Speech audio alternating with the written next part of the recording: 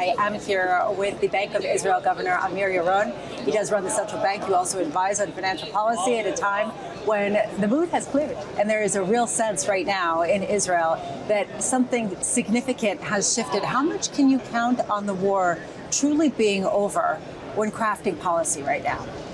Well, Lisa, first, thank you for having me again. It's important to understand, Israel entered very well the 7th of October. The 7th of October did negatively impact Israel in a significant way, but the Israeli economy throughout these 2 years have shown remarkable resiliency. Now we're seeing that if this agreement, we hope it proves sustainable, that will bring sort of a lasting calmness and stability. And those are conditions that are definitely can unlock a lot of growth, rapid recovery, both for Israel and maybe for the region at large. There's a lot of debt that has been incurred during this whole endeavor.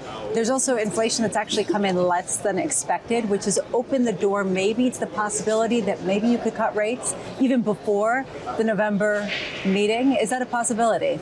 The first thing to say about inflation, our monetary policy has actually proved itself in the sense that in spite of the wars are usually inflationary. Inflation has converged into our target, which between 1% and 3%, all throughout maintaining financial stability, which of course is very important. This was an encouraging CPI that came in. Right now we are at 2.5%. But there are two fundamental forces that are working now with the cessation of the fighting. On the one hand, there's short of labor supply that has been there all the time. We're going to see probably some release of reserve people, and that's going to help reduce inflation. We've seen the shekel appreciate throughout time, and in particular in the last, due to the cessation of the ceasefire. Then those are basically putting downward pressure on inflation. On the other hand, the optimism is potentially bringing a boost to demand. And so with these two offsetting forces, we want to see clarity a little bit on the forces that indeed inflation is converging more firmly. And we have some encouragement by the CPI, but we want to see this continues to go. And we are, because of the uncertainty, even about the agreements and everything, when we move, we still have to move very cautiously. There's always uncertainty, and right now globally there's a lot of uncertainty. It seems like the uncertainty is that much more heightened at a moment when you have been at war for more than 2 years, and now there's this question of what the permanent situation will be of the Defense Department also. What kind of permanent expenditures are going to have to be on the government? I'm just wondering if you have a sense of that, or if that's also one of the variables that's up in the air.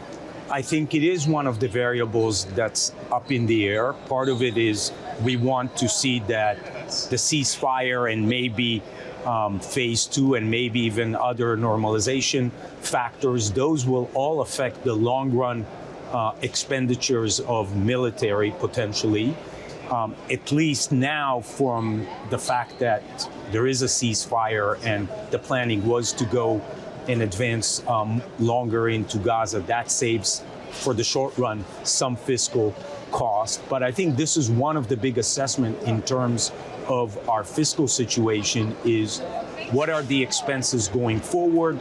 What is the growth that we can see in the coming years, given the geopolitical situation? As I said, I think if we see stability, growth will come back. Israel tended to grow 4%. We're probably going to grow even more than that, at least in the short run.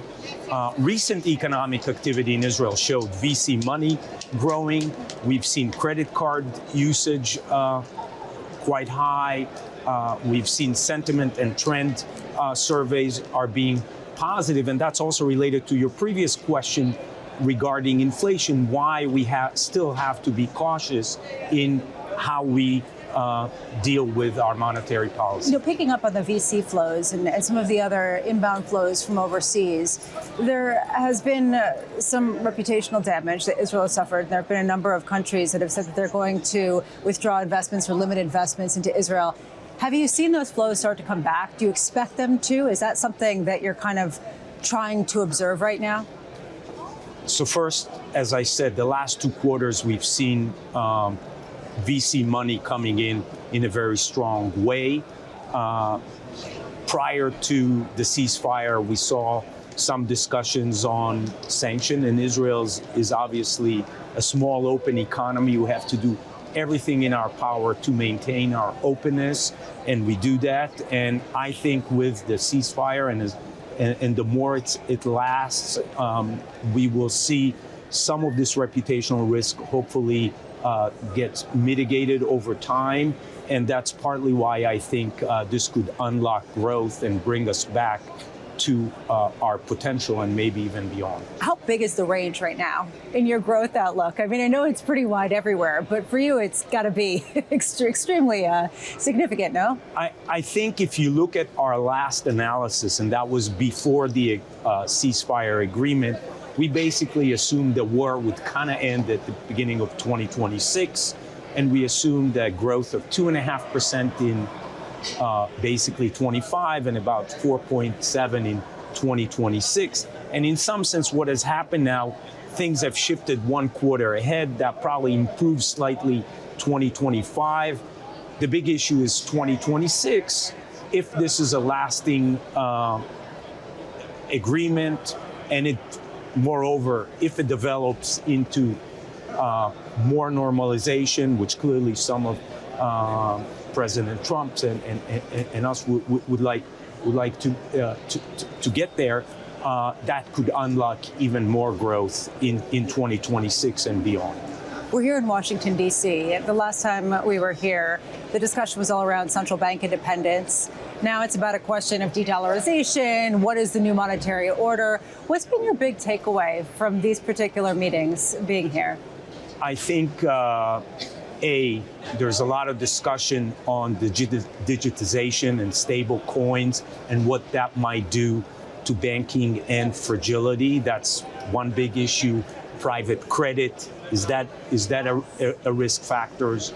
Our asset market valuations in line? And of course, the geopolitical uncertainty, it's globally, and what that might do and what that might trigger. I don't think there are definitive answers, but those are the things that minds are trying to figure out. From your perspective, given how significant the tech sector is in Israel, how much are you focused on the elevated valuations and the potential threat to financial stability, particularly because of how dominant that field is in Israel? So obviously, Israel's locomotive engine is the high-tech sector. And as I said, it's been very resilient. Partly because it's very well diversified now. Everybody knows we are extremely frontier in cyber, but we're also very good in medtech, fintech, defense tech now. With all the investments in defense in Europe and otherwise, we have a lot of things to offer. Agrotech. So all these areas gives us a very well diversified portfolio of high tech. And obviously, in the AI, there's a lot of strong valuation. We tend to be particularly more on the applied side. So I think time will tell how much benefits those new innovations bring in. But I think the Israeli sector in general is relatively diversified enough that it can withstand even shocks to markets in terms of the areas it is particularly placed in.